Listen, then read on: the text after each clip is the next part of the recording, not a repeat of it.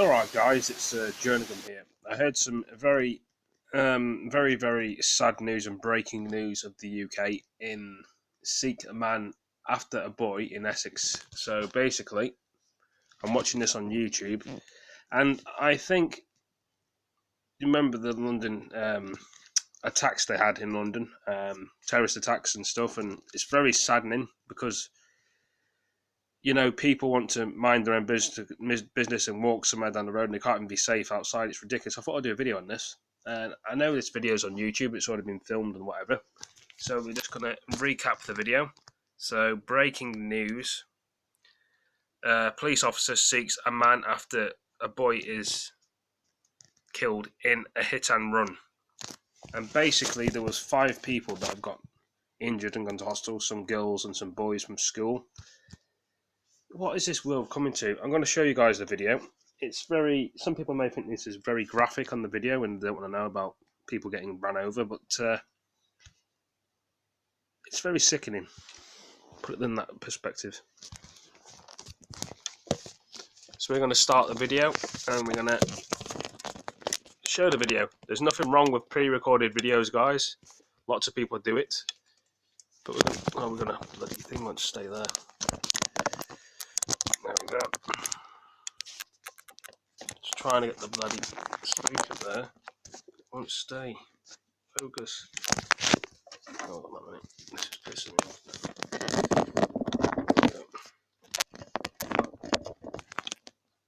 Will that work? That's not working. So there we go. See that? No, it's still not working. What is wrong with this bloody phone? Sorry guys, I was getting a bit annoyed with my phone. It will not stay on the speaker. Keeps seeming to fall off. I want to fall off or something. There we go. It will not stay in the same bloody place.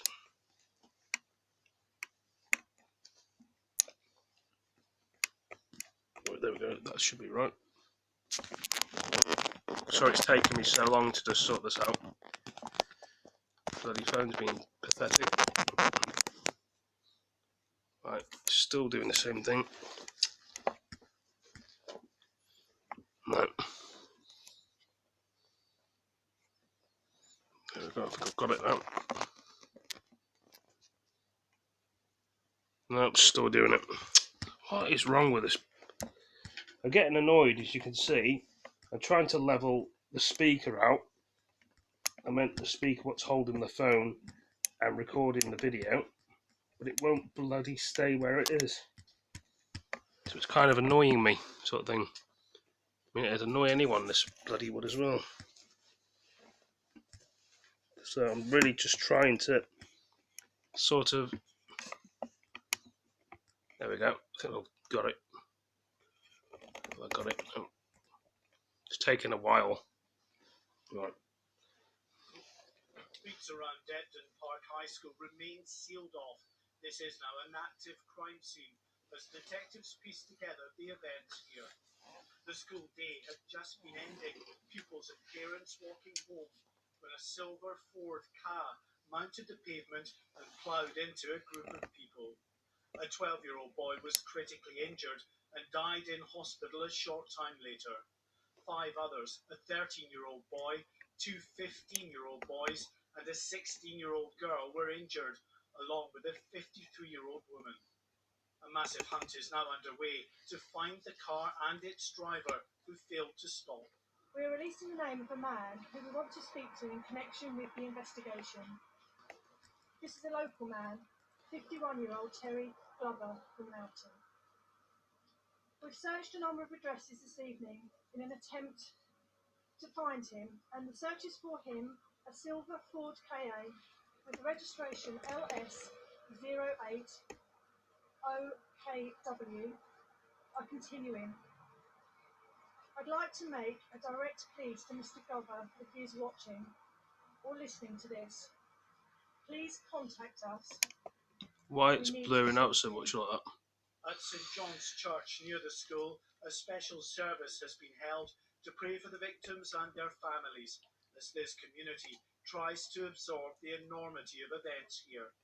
I was shocked, really. You don't expect this sort of thing to happen in a community like Loughton.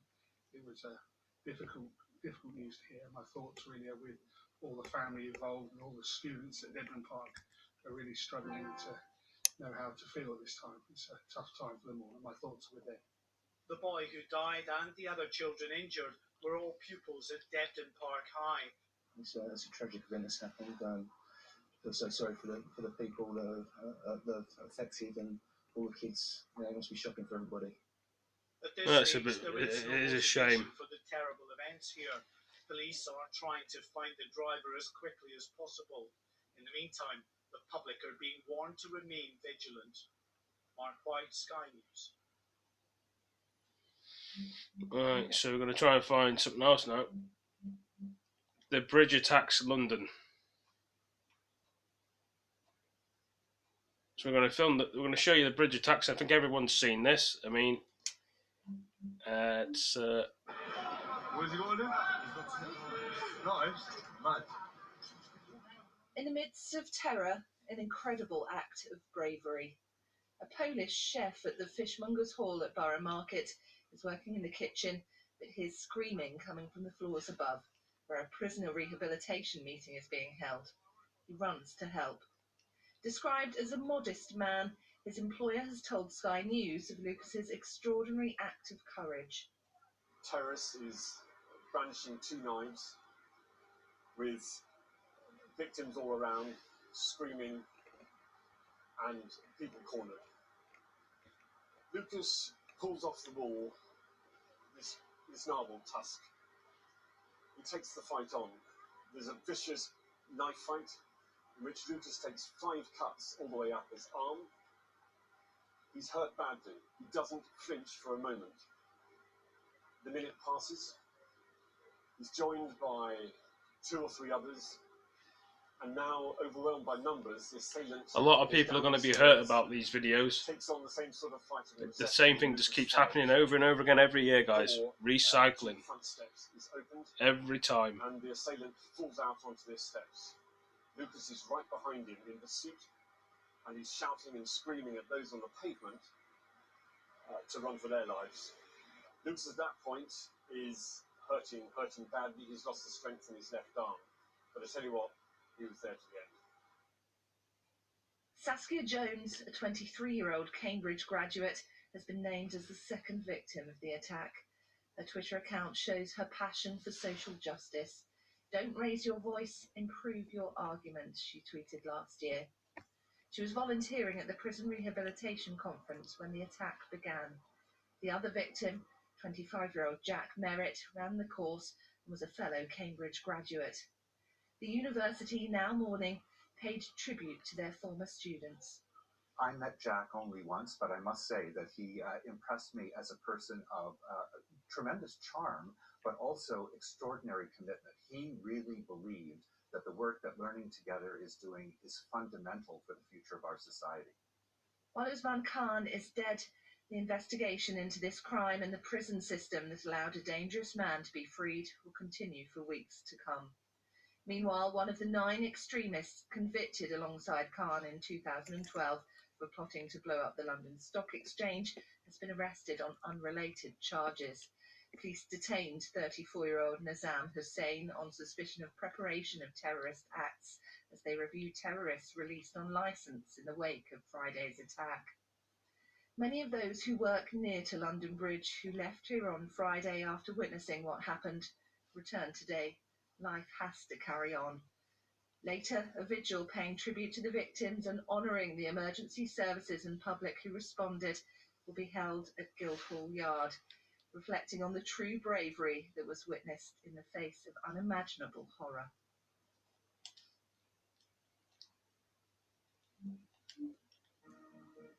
Good evening. 3 days after the attack on London Bridge, vigils have been held for the victims, 23-year-old Saskia Jones and 25-year-old Jack Merritt. They'd both been helping to run a programme for educating offenders when one of those attending, Usman Khan, attacked people with a knife. Mr. Merritt's father has criticised some of the response to the attack, including political pledges to review the early release of convicted terrorists. He said his son had given his everything to fight against an agenda of hate. Prime Minister Boris Johnson and the Labour leader Jeremy Corbyn were among those attending a vigil near London Bridge, as our special correspondent Lucy Manning reports now. In the city where recently Jack Merritt and Saskia Jones had proudly held their degree certificates, hundreds stood silent. His girlfriend, his mum and dad held on to each other as they were surrounded by support.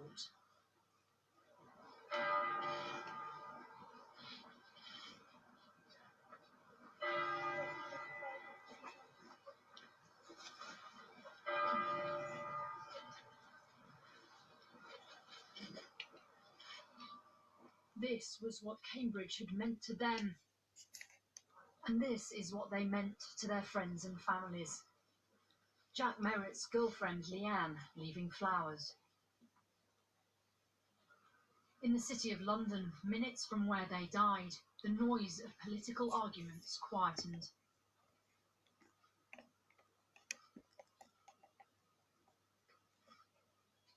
We come together this morning in condolences, but also in a spirit of defiance, to say that London will never be cowed or intimidated by terrorism. Breon Bain was speaking at the prison education event on Friday. He spent the day before with Jack Merritt at a high-security jail. He was inspiring. He had a bright light, right, in his eyes. And he was a young kid, but he, was a Cambridge grad, so he could have been anywhere, done anything, with his elite education, his privileged education. He ran down when he heard shouting in the building. It felt like a war zone. It felt like total chaos. But these guys stepped up in the moment and did what few would do and put their own lives in harm's way. Professor Bain says Jack was the first to confront the attacker. He was brave in his own regard. He was the first line of defense. He was the first person to confront him at the door. I saw people die. I saw things that I'm never going to be able to unsee. The first eyewitness from inside the building, he praised those former prisoners attending the event who fought back. Many of the folks in that space, would not be here today, right, if it weren't for these guys who did time in prison and literally saved lives. And instead of running away, more details about the bravery of the event staff who ran after the attacker, including a maintenance man called Andy. When the knife goes to his chest and kill or open the door is the choice.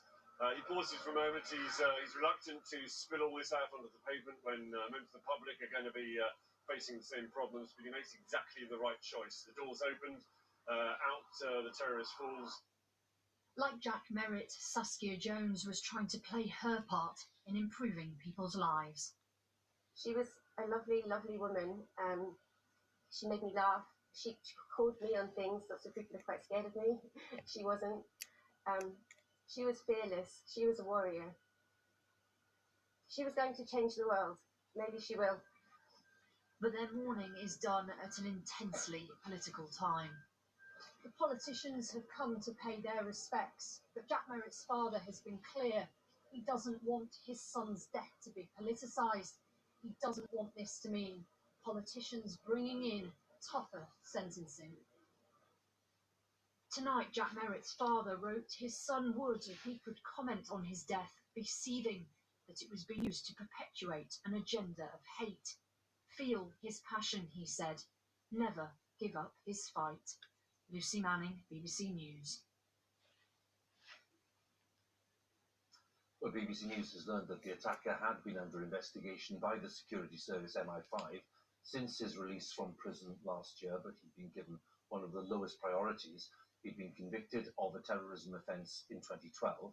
As part of his release conditions, he was obliged to take part in the government's Desistance and Disengagement programme, which aims to rehabilitate those involved in terrorism.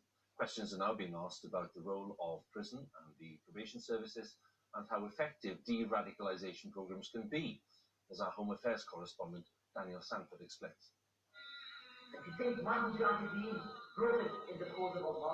Usman Khan, radicalised as a teenager by the notorious extremist Anjem Chowdhury before being convicted of plotting terrorism.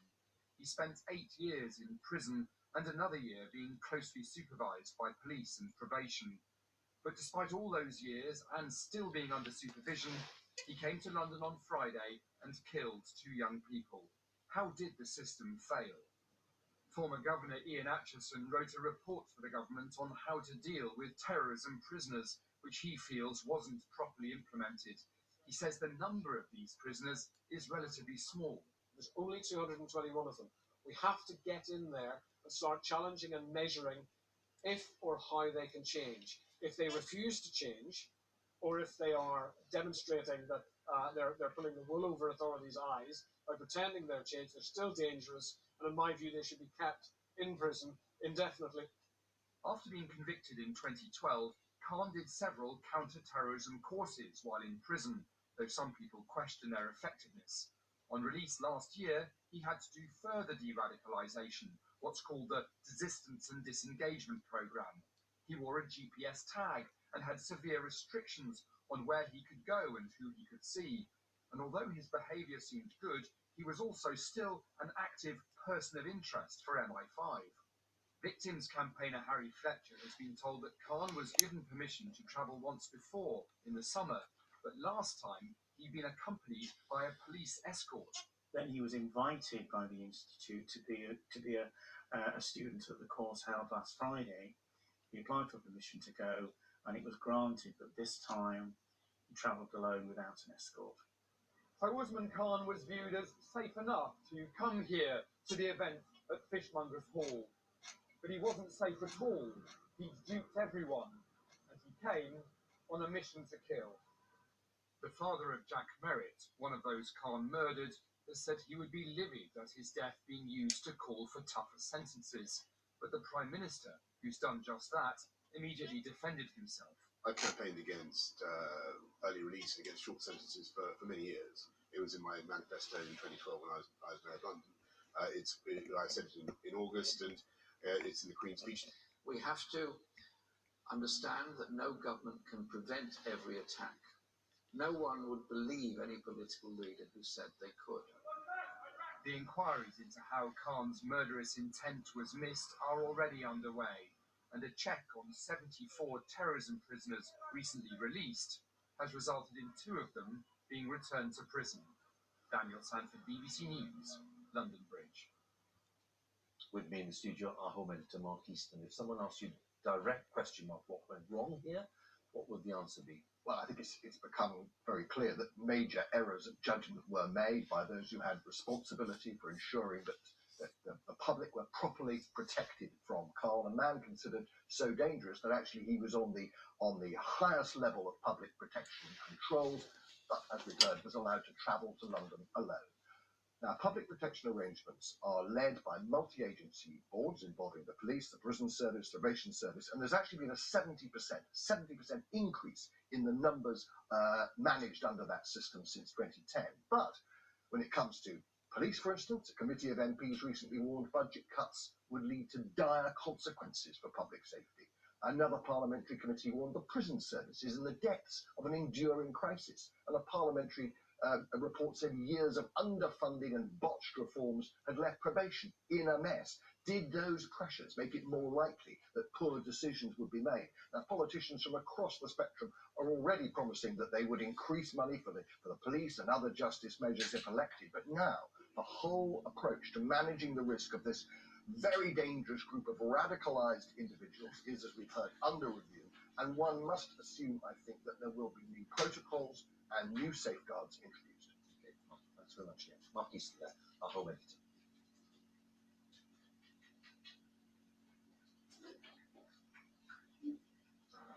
From the university where they both graduated to the centre of the city where 2 lives were taken years before their time. Family, friends, politicians gathered to remember Jack Merritt and Saskia Jones in silence.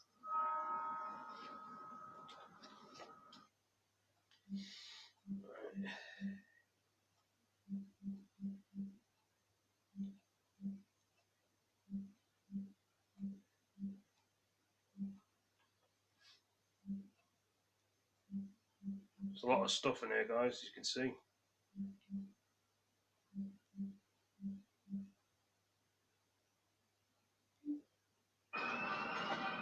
The familiar sounds a scarred city had hoped to forget. The sirens and clatter of armed police running towards a terrorist attack. 2 p.m. London Bridge. The man pinned to the floor has already taken a knife to people on the street. Police surrounding, but pinning him down, a member of the public. And then... This is the heart of the capital. Every second captured by a sea of smartphones and seen by hundreds of eyewitnesses. He was attacking a guy and they were tussling on the floor. We saw the police pulled him, the man off, and the police just come like swarming in. There was a lot of gunshots.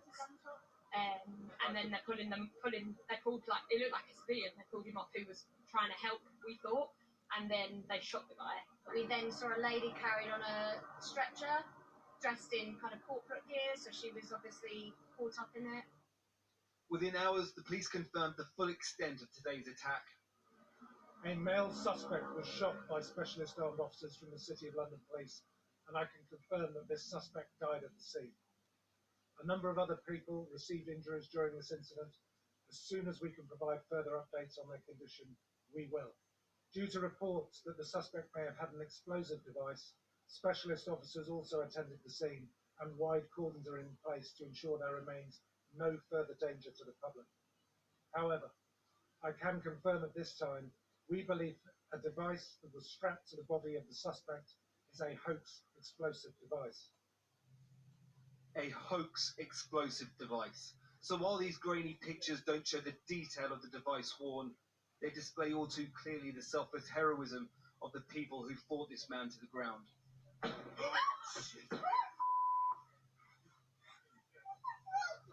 Oh my God. This man running, waving people to clear from the scene with one hand, and in the other, what's believed to be the attacker's knife. Thousands fled immediately, many more fled into the restaurants of nearby Borough Market. It is just a constant stream of people. Thousands upon thousands of people have been evacuated from London Bridge and Borough Market. The vast majority of them that we speak to are scared and in utter disbelief. We just ran into a restaurant and they told us to come out now.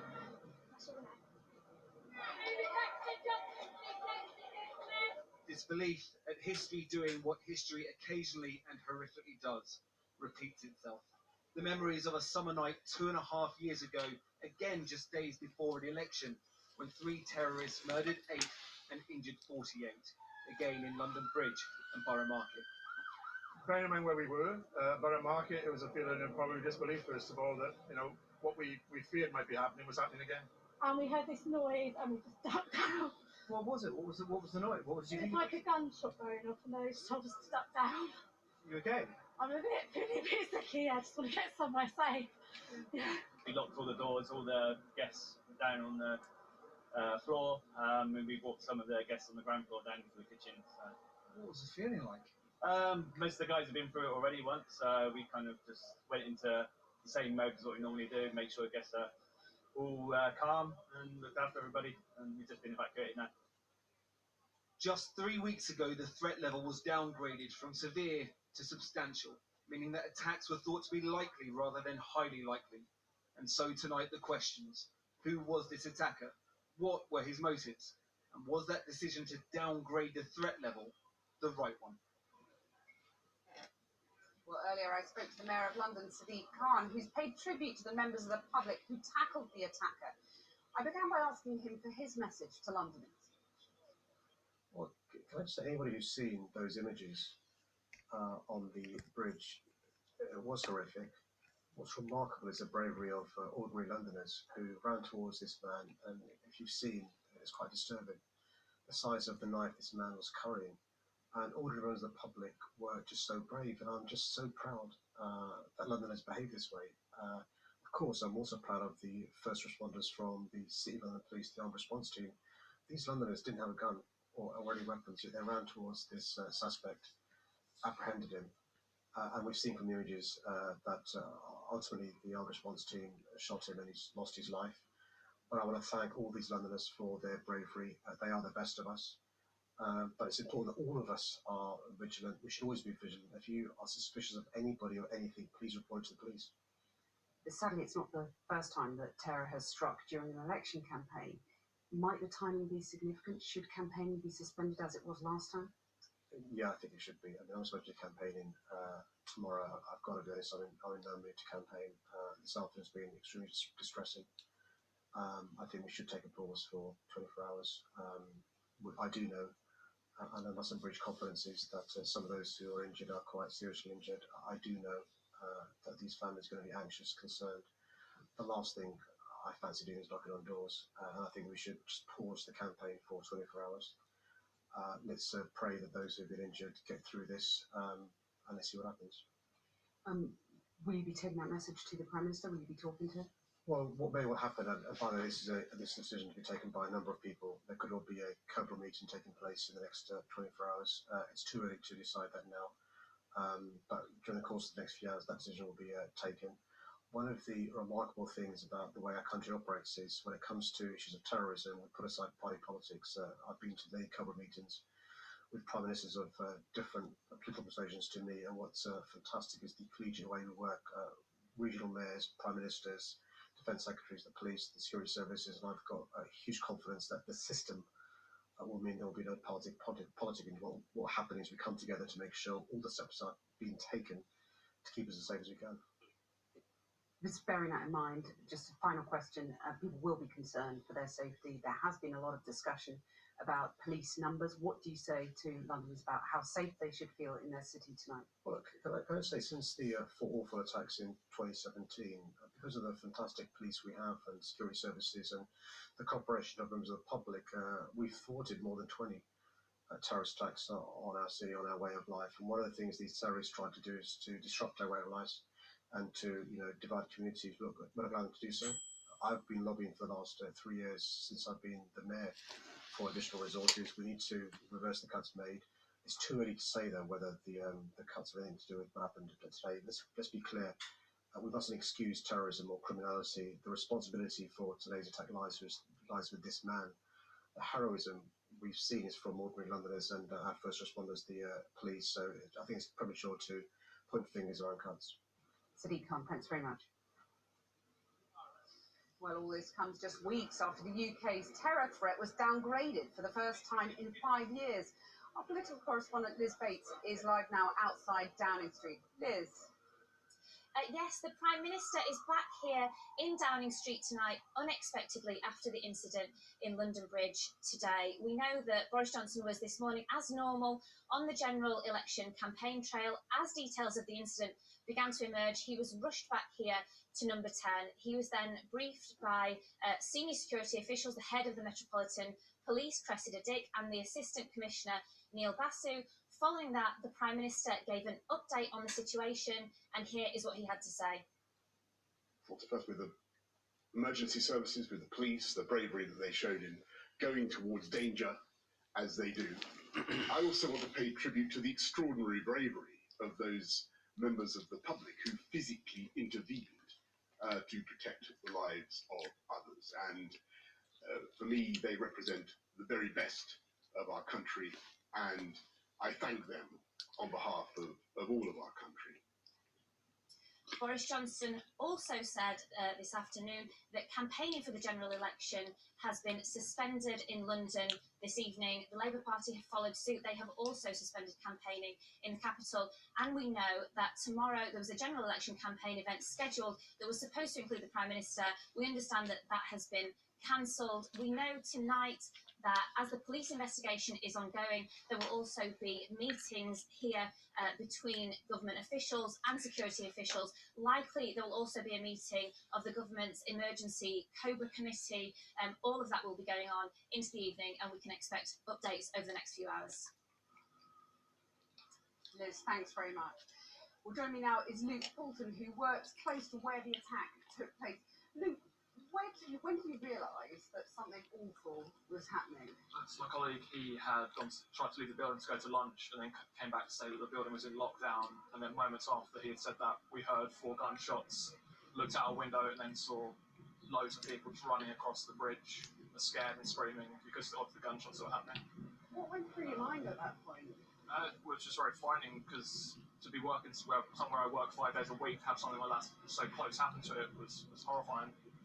How did everybody around you react? Because obviously some people were there 2.5 years ago when there was another terror attack here. So a lot of people were panicking straight from hearing the gunshots. There was someone in the office was even crying because they were so scared as what was happening outside the office. We really didn't know at that point. What did you see and hear then after the initial gunshots? So after the initial gunshots, that's when everyone on the bridge had started to run across it, and buses started getting evacuated because of what the police trying to go after the person. And then loads of police came on the bridge moments after everyone had been evacuated off the bridge and ran away from what happened. And you saw the suspect on the ground? So, yes, in our reception area, there is a telescope in the reception area where when people come in, they can look around the London Bridge, and from that telescope, we were able to look from the bridge and see the man's body on the ground when looking through the telescope. It must have been pretty shocking. Yeah, it is shocking to see something like that and happen, like I said, so close to where I do work.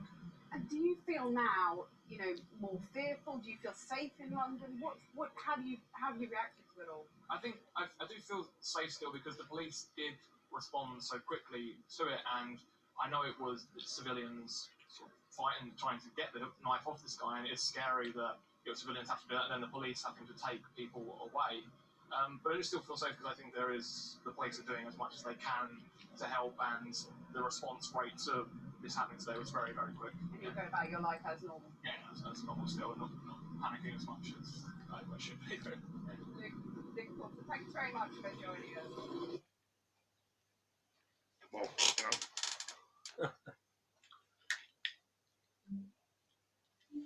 Police in London are searching tonight for a motive into a new terror attack in the British capital.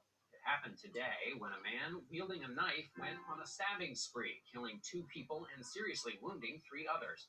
Witnesses say he was wearing a suicide vest, but the vest turned out to be fake.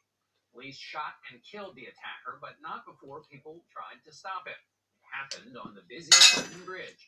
Tonight, London's mayor is praising the bravery of those who rushed to help, while investigators search for the attacker's motive. Imtiaz Tayab is in London. Chaotic scenes following a mass stabbing in London. Here, the attacker is pinned to the ground by the public, despite being armed with a knife. In another clip, a bystander runs from the scene with a large blade in hand, apparently taken from the perpetrator. Then the police take no chances, firing 2 shots and killing the man. It's not until later that images surface showing him wearing what police are calling a hoax suicide vest, as heavily armed officers move in and later carry away a body on a stretcher. He started screaming that we need to just get out of our way straight away. It was like scary because everybody was kind of running past and we actually didn't know what was happening. Appreciate your cooperation, move quickly! Ladies and gents, keep the road clear! This latest act of violence in London has caused concern across the world, including with the New York Police Department, who issued a statement saying they were keeping a close eye on the situation, a situation Londoners have become all too familiar with. Tomorrow will be a normal day in London. The NATO summit is coming up next week, so these are many nation states from NATO will be here. The posture of policing will probably be raised slightly, but I wouldn't foresee any dramatic changes, and people will go about their normal business the way they did today. London Bridge remains closed tonight, but CBS News has just learned that the attacker was recently released from prison and had a previous conviction for what's being described as an Islamist terrorist offense. John, Imtiaz Tayab. Wow. London Bridge, the morning after the terrorist attack. And today, the chilling reality of Usman Khan's actions. A young life gone. Jack Merritt, a Cambridge graduate, has been named as one of 2 people killed. He was a course coordinator for a prisoners program, hosting a conference Khan was attending. Today, Jack's father said his son always took the side of the underdog and was a champion for those dealt a losing hand by life, those who'd ended up in prison. His killer had been released from prison on licence, so he was apparently being monitored. On Friday, Khan's electronic tag would have placed him near London Bridge, just a few hundred metres from the scene of the terrorist attack 2 years ago. He was at an event in Fishmongers Hall, organised by the University of Cambridge. Usman Khan, a convicted terrorist, was invited to the conference at Fishmongers Hall, which was looking at prisoner rehabilitation. He apparently attended a morning session, but then after lunch it's reported he threatened to blow the hall up before launching his knife attack. A woman who's not yet been named was also killed, and a man and 2 women are in hospital. While police, called at 2 minutes to 2, were racing to the scene, it was members of the public who got Usman Khan out and up onto London Bridge and tried to stop him using his 2 knives, one with a whale tusk pulled from the conference hall wall and one with a fire extinguisher. Armed police were there in 4 minutes, keeping Usman Khan on the ground. Meanwhile, a man we now know is a British Transport Police officer in plain clothes had managed to take a knife off Khan and was telling people to move away. It's thought at this moment police saw a convincing explosive device on the killer and they backed off before firing shots.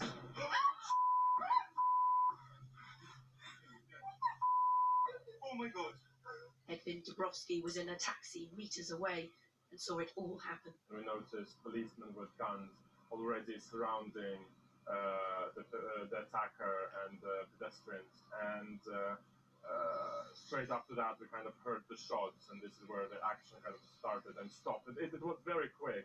It was over in maybe a minute, so we didn't even have time to kind of react or realize what is happening. We did have a thought in our head, and I feel like everyone did, that it might be a bomb, and even if the attacker was killed and there is a bomb, there's still a risk of something happening. So we left very quickly and we just started running away from the bridge. The Prime Minister came to the scene today. He announced a review of sentencing for violent crimes when he took office. But the government said today it wants to move very swiftly now. Would a government under your leadership commit to reviewing whether indeterminate sentences should be what they say they are? Absolutely. Not only, as we say in the manifesto, that we want to toughen up sentences for serious and violent offences, and I've said for a long time now that I think that the practice of automatic early release, where you cut a sentence in half and let really serious violent offenders out early, simply isn't working, and I think you've had some very good evidence of how that isn't working, I'm afraid, with this case. The Mayor of London said the capital's police were under-resourced and overstretched, and also raised questions about the probation service.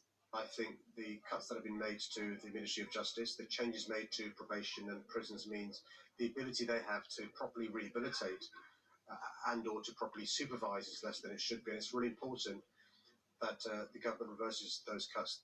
Usman Khan was not the only terror convict eligible for early release. The government said those cases were being discussed at length today to make sure the public is protected.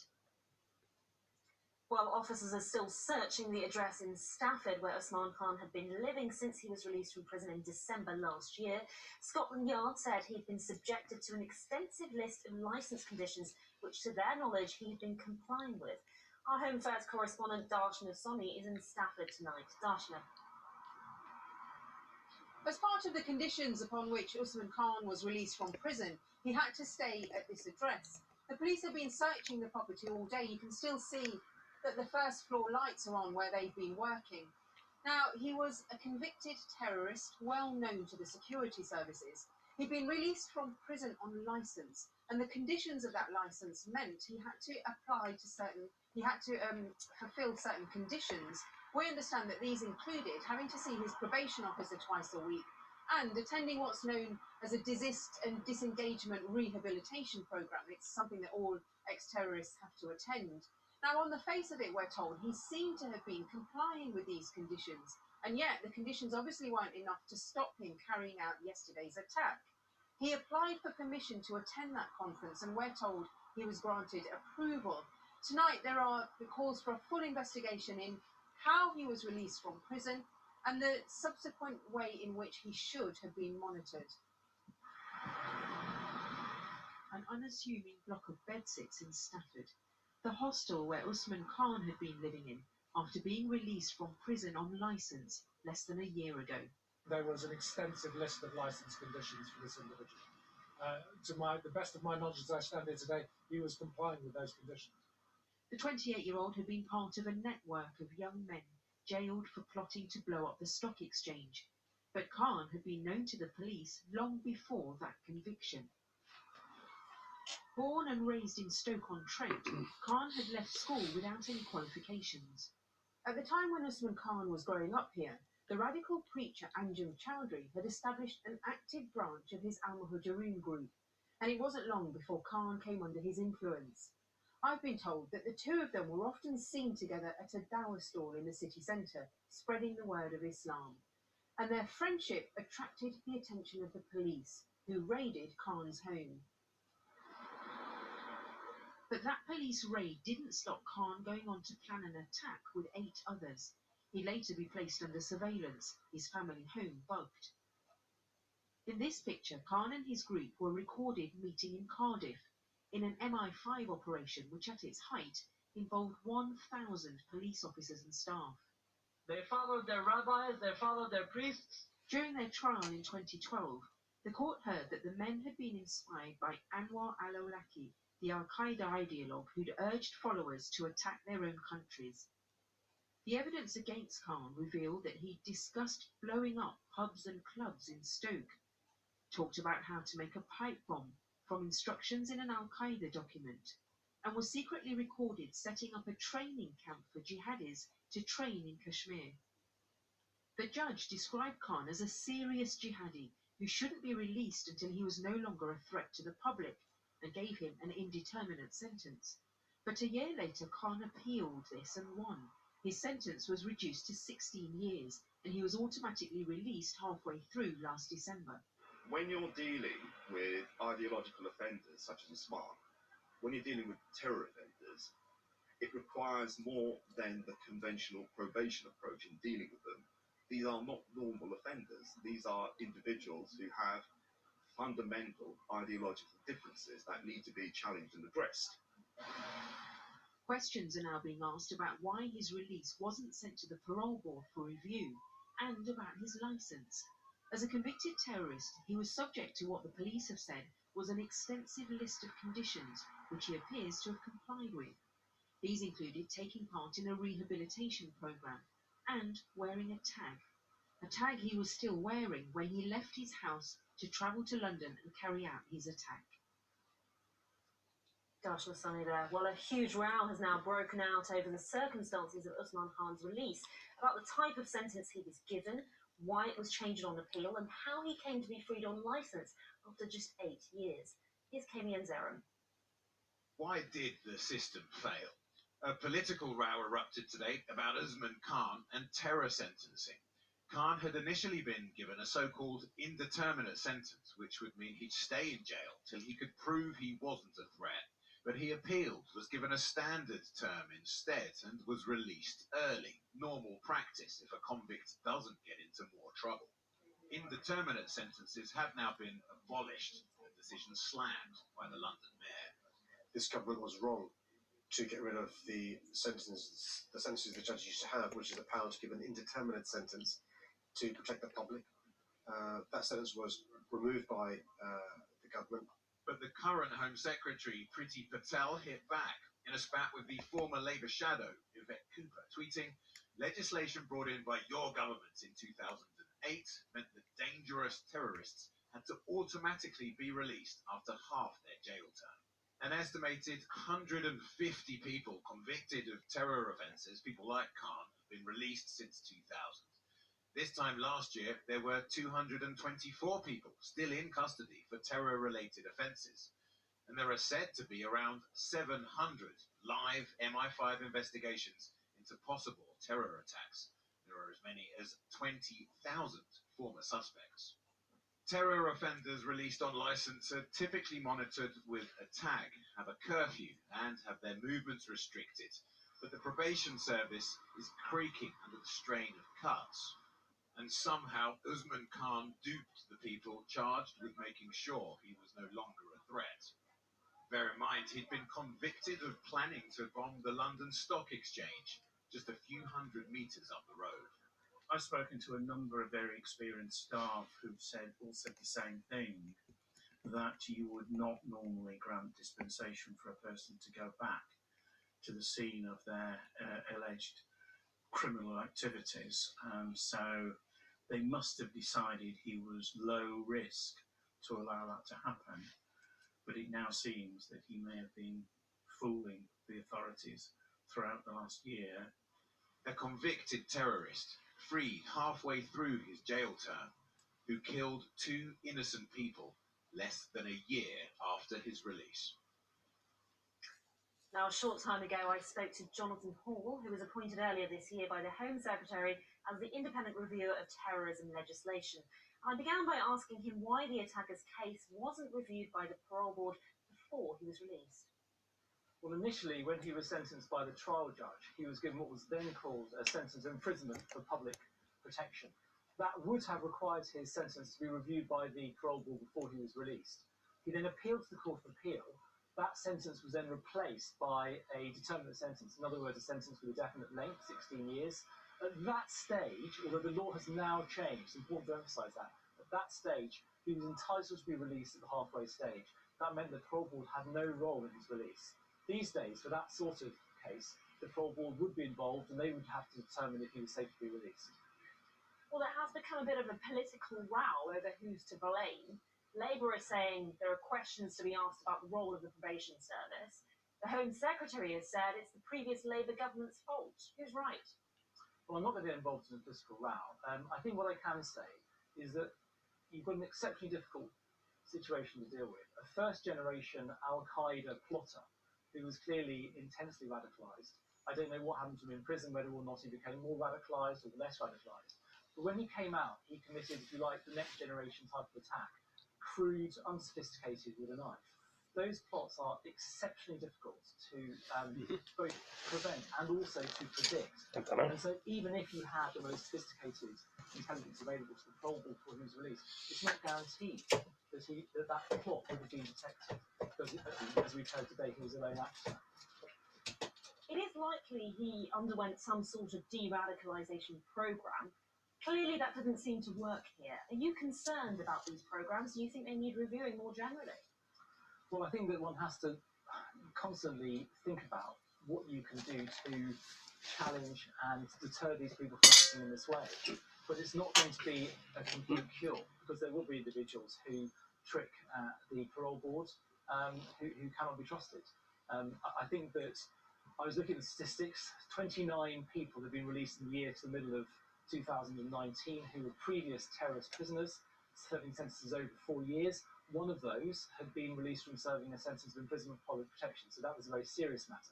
Now, not all of those individuals are going to re-offend, and it's quite possible that for some of those people, rehabilitation will be effective. It's not going to be sadly effective for everyone, which is why the security service have this very difficult job of trying to work out of those people who are about to commit an attack. The Prime Minister has indicated that tougher sentences may be the way forward. Do you think that's the right course of action? Well, the sentence that this man was originally given was for an offence against Section 5 of the Terrorism Act. The maximum sentence for that has always been life imprisonment. So it was always open to him to get a very long sentence indeed, and not to be released until he was deemed safe enough. So I suspect that there's no need to change sentences there. There's a question about whether or not we wanted to have automatic life sentences for people who commit these sorts of offences. That'd be a major step. I know the details are still emerging, but who is it you think needs to be held accountable here? I think it would be naive to start talking about people being accountable at this stage. Still limited facts known about what happened. What action will you now be taking in your role? One of the things you'll see when my report comes out is I look at the whole question of how terrorist offenders should be sentenced, whether there are more adjustments that can be made. I will also be looking at the question of technology and seeing whether or not extreme material ought to be subject to prosecution. I will also be asking questions in my report and looking at whether or not the fallbacks, which are administrative measures the government can do for people who are out of prison but who still present a risk, are sufficiently robust. What is the key question, though, you think needs answering now? The true question is, how do you determine risk? I've got no doubt that as a result of this, the way in which risk is considered is going to change. But that seems to me the key issue, both at the point of sentencing for judges and also at the point of release. One of the questions about risk is those people who try and determine the futurists, do they have access to all the intelligence about that person? And I predict, I don't know about this, but I predict that there'll be pressure on MI5 and the police to share information with the probables when they are involved in cases. Of course, they weren't involved here. Share information with the probables so that they can make the best assessment of risk. But I repeat, it's not always possible to have intelligence that people of this nature are going to carry out these sorts of attacks. Now, in the last few minutes, the militant Islamic State group has claimed that one of its fighters carried out the London Bridge attack, but they have not provided any evidence to back that claim up. Well, campaigning has now resumed in the general election, although it has naturally been overshadowed by the terror attack and its implications. Joining me now is Salma Shah, who was Special Advisor